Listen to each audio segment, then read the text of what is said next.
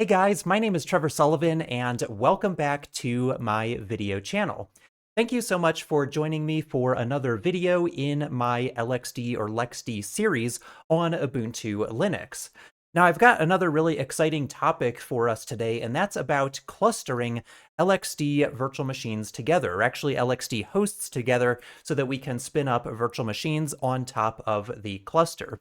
Before we get too deep into the topic though, please leave a like on this video, subscribe to the channel, leave a comment below, and share a link to this video, or ideally the playlist called LXD, and share that with your family, friends, and professional contacts to help me grow this channel, as I am currently an independent content creator.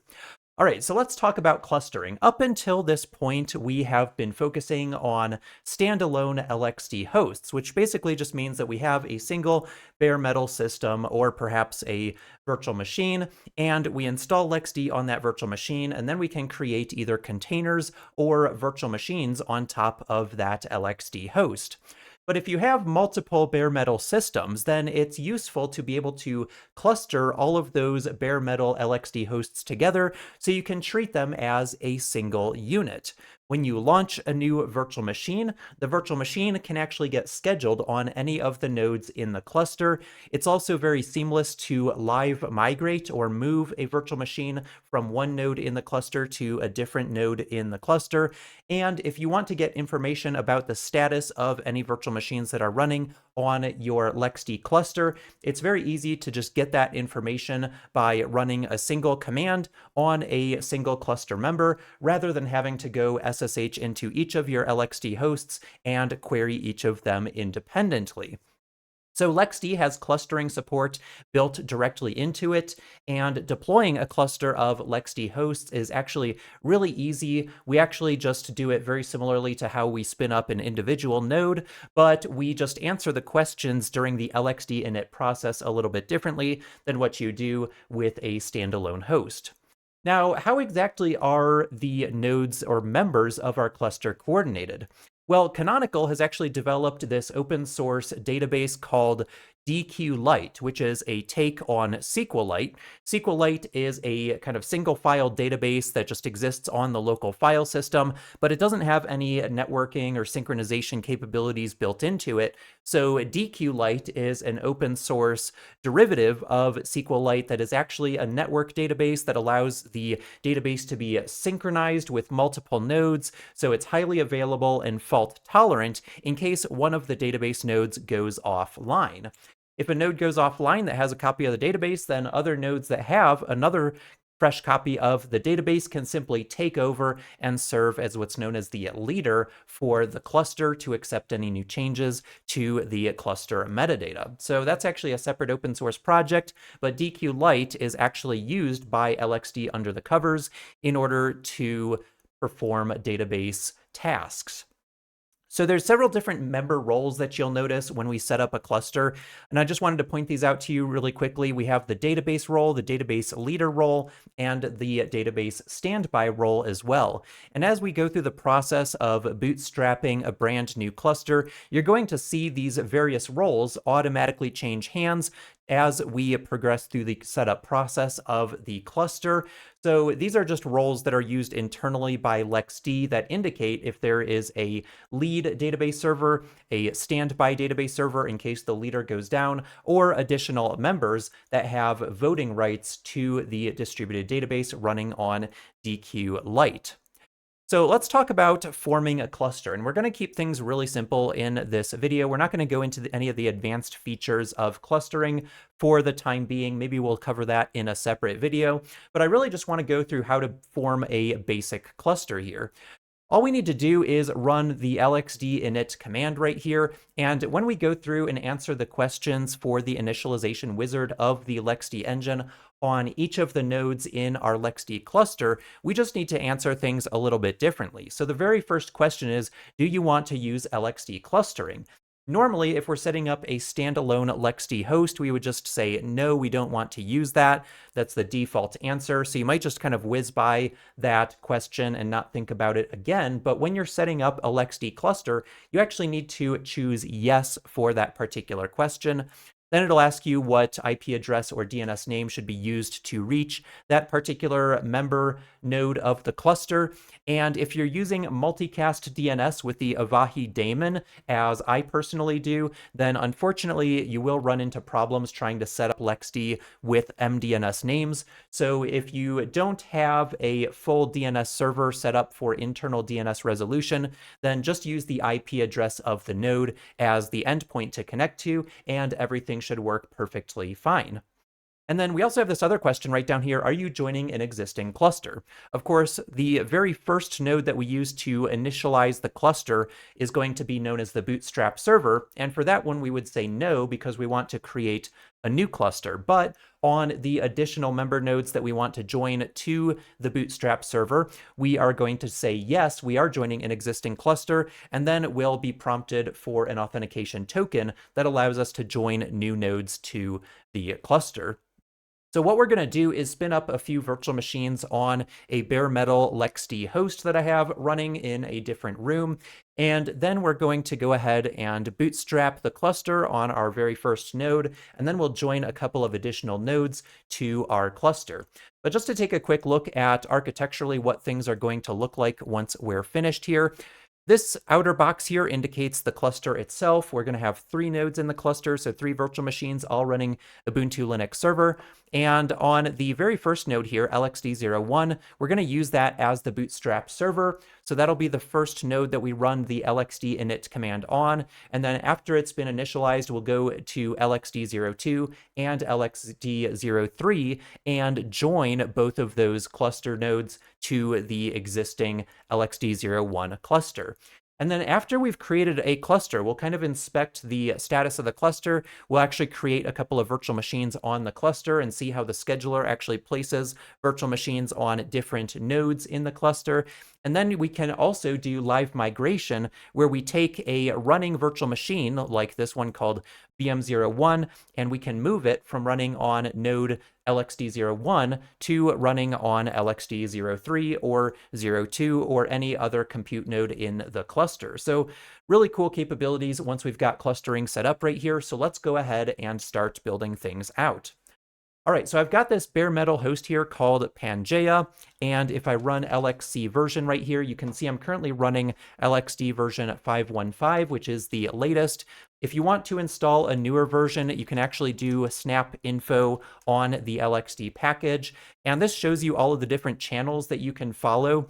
Right now, I'm configured to track the latest channel right here, and if we take a look at the latest stable channel, it's currently going to be 5.15, but if a newer release comes out, we can simply do a sudo snap refresh on the LXD package, and it'll automatically upgrade us to the latest version of the LXD engine. But if you want to pin LXD to a specific version on your LXD bare metal host or any other LXD servers that you might be running, you can actually pin it to a specific channel, like the 5.13 stable channel or the 5.0 stable channel, which is kind of a longer term support version of LXD. But if you want the latest and greatest features, then you can always use the latest stable channel right here in the Snap Package Manager.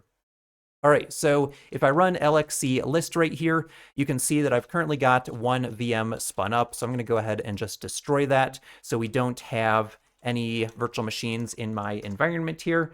So let me just kill that off. And then if we do an LXC image list, I have a few different images cached here. And right now, unfortunately, as of recording, which is July 7th, the images on the primary images server are having some weird issues with them. Unfortunately, they're kind of widespread issues. So what I'm going to be doing is using the Ubuntu server image from the Ubuntu endpoint or remote, which is a different simple stream server containing images. And I'm going to be using the Ubuntu Lunar from that image server. So rather than going to the images endpoint, which if we do a LXC remote list, normally in most of my videos, I use this images server here, but because the images are currently being migrated and they're having some issues, I'm going to be pulling from this Ubuntu image server instead. So just be aware of that in case you have any issues with the primary images server. So we're going to be launching a couple of virtual machines. We'll do an LXC launch -- VM. And then I'm going to set our configuration to have a CPU count of 2 on each of the virtual machines that are going to serve as the LXD hosts for our cluster. And I'm also going to bump up the memory. So we'll say limits.memory equals 2 gigabytes. Let me change that to limits there. And then I'm also going to override the root file system to have a larger disk. So we'll say root size equals, how about 25 gigabytes instead of the default, which is 10 gigabytes. Then we're going to specify our image, which is Ubuntu:lunar. And then we'll give our nodes names like LXD01, number 2, and number 3 as well. So let me just hit up arrow, change it to LXD02, and then we'll create a third one named LXD03. Now we need to wait for all these virtual machines to fully initialize, and the way that I typically do that is just to do watch LXC list. And once all of the virtual machines here have IPv4 addresses, that's usually a good indication that the LXD agent is up and running inside of the virtual machine, so we can exec into those virtual machines and get an interactive shell. And for some reason, it looks like LXD01 is in the stopped state, so I'm going to go ahead and try to start it here and see if it'll come up and running as well. Sure enough, there it is. So we'll give that a minute to finish initializing. And then we need to go ahead and exec into these machines, get an interactive shell, and then we can start to initialize the LXD engine. So I'm going to open up a couple of new tabs here. I'm going to go ahead and just SSH into my bare metal host, Pangea. We're going to do LXC exec on LXD01 and get an interactive bash shell there. I'm going to open up another tab here and do the same thing. We'll just SSH into Pangea, and then we'll go ahead and do LXC exec LXD02 bash. And same thing for the final node, LXD03. We'll just say LXC exec LXD03 -- bash. And then for simplicity's sake here, I'm just going to give each of these tabs a unique color, so it's really easy for us to understand which node we are currently working on. We'll give the host SSH session a unique color here as well, maybe something like, how about red? So now I've got green is 1, blue is 2, and yellow is node number 3. So I'm going to go to node number 1, and this is going to be our Bootstrap node. So remember from this diagram right over here, we have the Bootstrap server. So that's going to be the first member of the cluster. So what we're going to do is just make sure that LXD is installed. We'll just run LXC version. And I think these images actually have LXD pre-installed. If it's not for some reason, then we can go ahead and install it, but it looks like it's already installed to the latest version. So what we're going to do is just say LXD init, and it's going to ask us if we want to use clustering. As you can see, the default value is set to no. But in this case, we're actually going to type, yes, we do want to use clustering. It's going to use the IP address, which is fine. I don't want to get into any kind of DNS problems here. So we'll just use the IP address of the node for its management endpoint. Are we joining an existing cluster? Well, obviously not, because we're initializing the cluster for the very first time.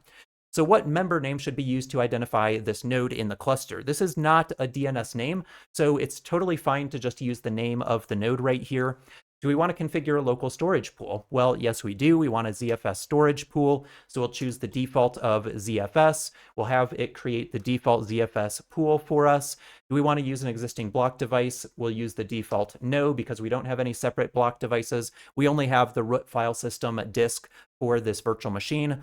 And what is the loopback size of the ZFS pool? Well, I'll bump it from 5 gigabytes up to maybe 10 gigabytes, just to give ourselves a little bit of breathing room.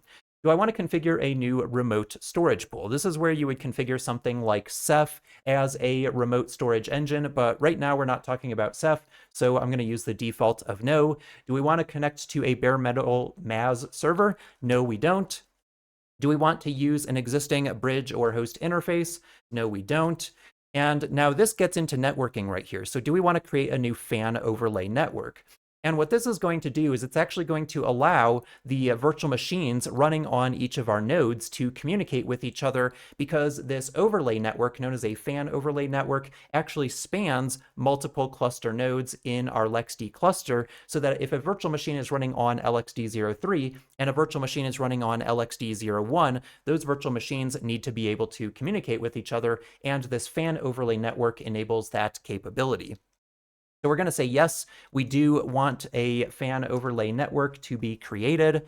What subnet? I don't care. Go ahead and just use an automatic IP addressing block. Do I want stale cached images to be updated automatically? Yes. And then we'll go ahead and confirm. So once we've confirmed, the cluster should be created. So at this point, we should be able to run a command like LXD Cluster. This is a subcommand that allows us to manage the entire cluster, and we can just list all of the members in the cluster. And of course, right now we only have one. So as you can see, we have LXD01. The management endpoint is going to be the IP address on port 8443. That's just the default port that the LXD daemon listens on for remote instructions. And right now, because this is the only node in the cluster, it's also going to be the database leader, because there are no other nodes to take over the database role. So what we want to do is go ahead and add nodes number 2 and 3 into our cluster that's been bootstrapped on LXD01. So of course, LXD is going to be pre-installed because we used the exact same operating system image for all 3 nodes in our cluster. So if we run LXC version right here, we should see that 515 is installed as well. So what we want to do is run through the initialization wizard on each of these other nodes and answer the questions accordingly. Things are going to be a little bit different from the Bootstrap server. So do we want to use clustering? Well, yes, we do, because we want to join an existing cluster.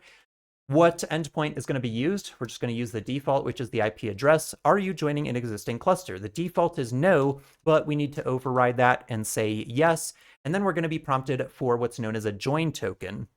And if you watched my video on LXD remotes, this might look familiar, where we create a trust token that allows a LXD daemon to trust a client. But it's very similar, where we basically do a LXC cluster add, and this allows us to request a join token for adding a member to an existing cluster. So all we need to do is plug in a name for the member. Let's call it LXD02. That'll print out our join token right here that we'll paste in. So we can either answer yes, no, or just plug in the token. So we'll do that. And it says all existing data is lost when joining a cluster. Is that okay? Well, yeah, because we haven't set anything up on this node. That's just kind of a safeguard in case you've been using this as a standalone node for some purpose. And it's just letting you know that you could have some data loss. All right, so what is the storage pool size going to be? I'll set it to 10 gigabytes. And I'll just use the defaults for the pool name and source. And then we can go ahead and just confirm, and that'll join this node to our cluster. So back over here on the first node, if we do LXC cluster list, you can see that we have 2 fully operational nodes in the cluster, and LXD02 has now assumed the role of database standby, because we now have a second node that could serve as the database leader in case the current database leader were to have some kind of catastrophic issue, right? So now we're just going to repeat the exact same process for LXD03 right here. We're just going to say LXD init. We'll say, do we want to use clustering? Yes, we do. So once we answer that, then it'll say, what's the endpoint for management? Just use the IP address.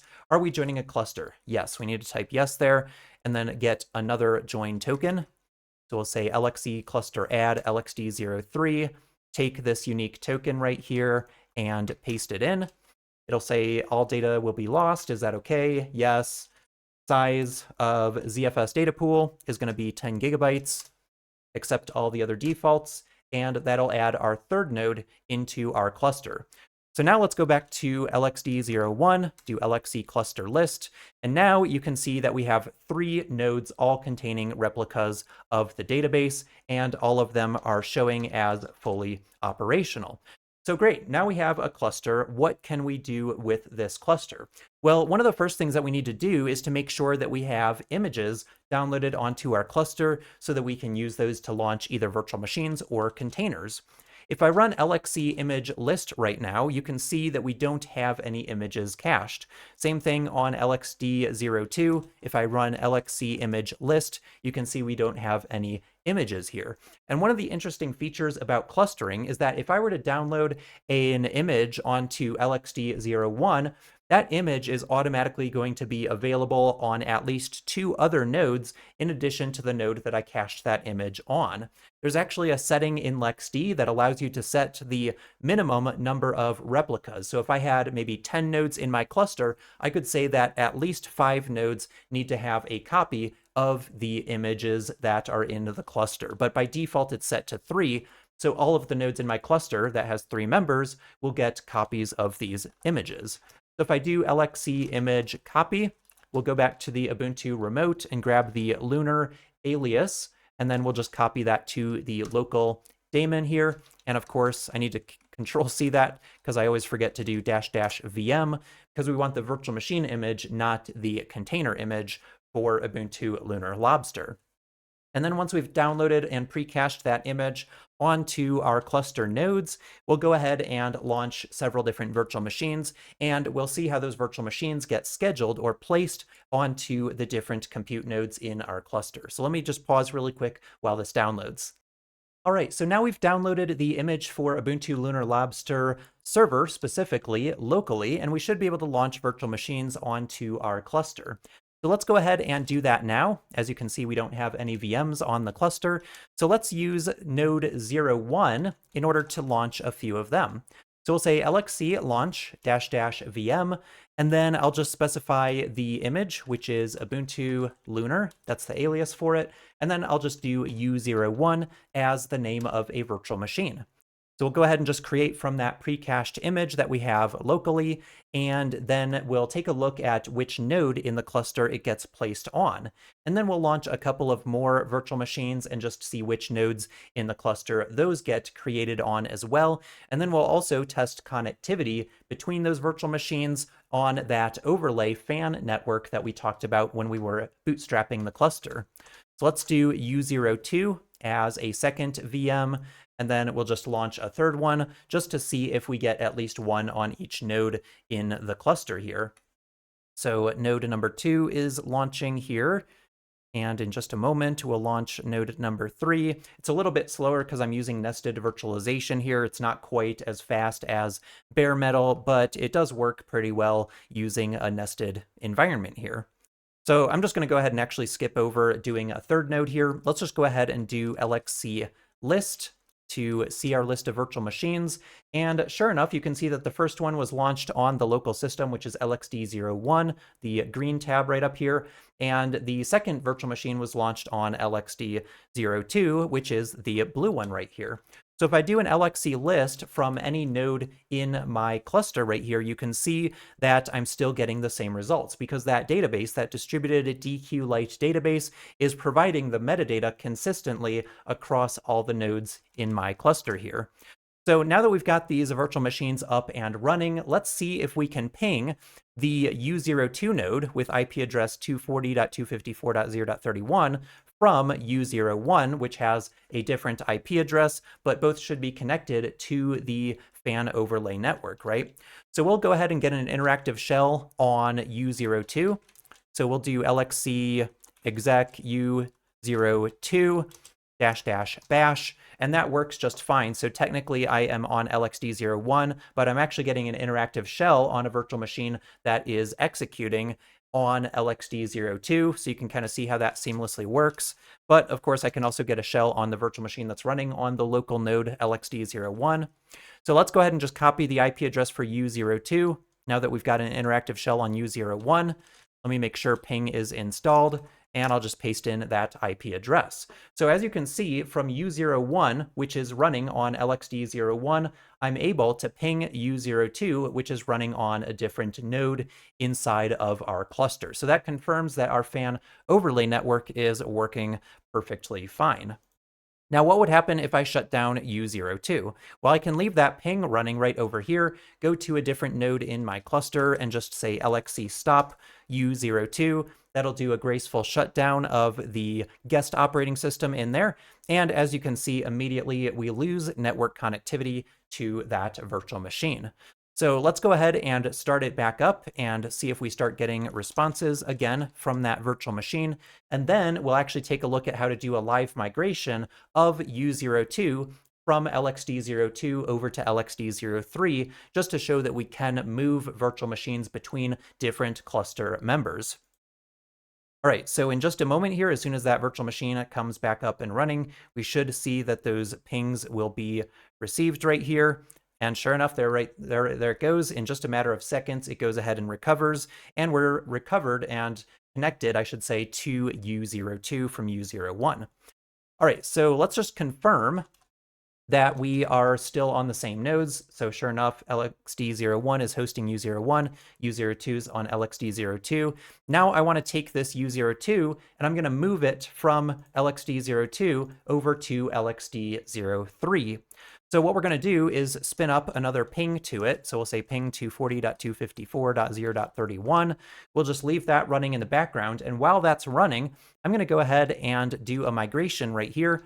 We'll say LXC move, and then all we need to do in order to move from one node to another is to specify the source virtual machine name, and then we can specify the target right here and specify which cluster member we want to migrate the virtual machine to. And this happens really, really fast. You only lose connectivity for maybe a split second, if that. So what we're going to do is say LXC move U02 to the target, LXD03, and then immediately following that, we're going to say watch LXC list command right here. And let's go ahead and check our ping right over here. Actually, it looks like we got an error here, and I totally forgot we actually have to turn on statefulness for the virtual machine. So let's go ahead and do an LXC stop on U02. We have to make sure that the VM is stopped in order to enable stateful migration. So what we're going to do is say LXC config edit on U02 now that it's shut down. And then what we're going to do is set migration.stateful equal to true. Let me go ahead and just double check the documentation over here for that. So we'll search for stateful, and we want to make sure that we enable that in the VM configuration. So let's go down to instances here. We'll go down to instance configuration, go to configure instances, and let me search for stateful in here and see if it's in there. I'm not seeing it, but I'm pretty sure that is correct. So let's go ahead and exit out there. And then another thing that we have to do is make sure that the VM state size is smaller than the amount of memory. So how do we do that? Let me look that up really quick. And so to set the stateful size of the virtual machine, we're going to go back into the VM configuration here. And under this config section, we're going to set size.state to a value that's larger than the amount of memory. Now, you're not going to see the amount of memory on the VM here because the default value is 1 GB and we didn't override that. So I'm just going to set the state size to 1200 megabytes because that should be larger than 1 GB that the virtual machine has. Let's go ahead and save that. And let me figure out what the correct key is here. And of course, I totally forgot this is actually on the disk itself. So what we need to do is say LXC config device override, and then we'll specify the instance name, which is U02. We'll specify the device, which is the root block device, and then we'll set size.state equal to 1200 megabytes. All right, so now we've set the stateful size. We should be able to restart the virtual machine. Let's do LXC start on U02. And then we'll go back over here and we should see that it's going to be pingable in just a moment. If you do have a mismatched RAM size and state size for the virtual machine, then you will get an error saying that the state size has to be larger than the amount of memory in the virtual machine. So just be aware of that. All right, so we are pinging that virtual machine again, and now that we've enabled the stateful migration, we should be able to just go back to this command right here, which is going to move U02 over to LXD03. And just for sanity's sake, I want to make sure that it's still running on LXD02. It is. So let's go back to our move command right here, and we should see our pings either spike for just a brief second, or we might get a timeout. All right, there it is. It's pausing, and our time was about 2 seconds right there. So you will see a spike in pings, but you'll notice that the ping didn't even fail. It didn't time out. It actually just took a little bit longer than it normally does. And if we go back over to the watch command right here, you can see that it's now running on LXD03. And of course, from LXD02, we could specify that we want to bring it back from LXD03 back to LXD02 and live migrate in both directions from the cluster members. So we're going to see another brief outage right here from LXD03 to LXD02, but in just a moment, it should come back online. And there it is. After just a couple of seconds, we've done yet another live migration between different cluster nodes. So anyways, this video has talked about how to set up a really basic cluster using this architecture right here. Again, we're using virtual machines running on LXD as nested VMs in order to build out this cluster. I did have problems when I tried to do this on Hyper-V, so don't try to create a LXD host on Hyper-V and then create a nested cluster, because I'm guessing you'll probably run into some problems as well. I spent a lot of time trying to debug it to see if maybe I had bad memory, bad disk, or something like that, but it just seems to be some kind of issue with running LXD on Hyper-V in a nested configuration, so just be aware of that. But if you do it on a bare metal host running LXD, then it should work perfectly fine. All right, I hope you guys enjoyed this video. If you liked it, please leave a like, subscribe to the channel. Again, leave a comment down below with your personal experience with LXD, and we'll see you in the next video. Take care.